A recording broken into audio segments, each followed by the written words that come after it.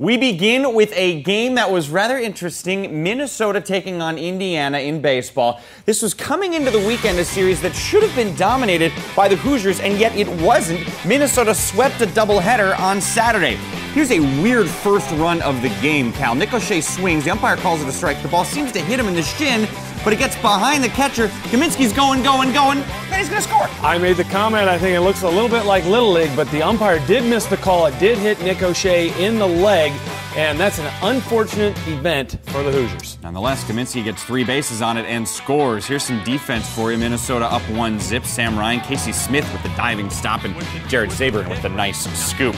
Big opportunity here. Bottom of the 4th. Indiana still down 1-0. 2 on. Michael Basil at the plate, chops it to third. That's a 5-4-3. Missed opportunity. Gophers keep it to 1-0. Top of the 6th. Runner on first with an out. A.J. Pedersen crushes it. Finds the gap in left center. Pedersen's on fire. RBI triple as he slides into third. He's got a hit in 28 of the 29 games this season. He was their big offensive punch today. They scored 3 runs in the 6th inning. To the 7th we go. They weren't done. It's 4-zip already with 2 out. Runners on the corners. Kaminsky singles to left side. Schlungen comes in to score.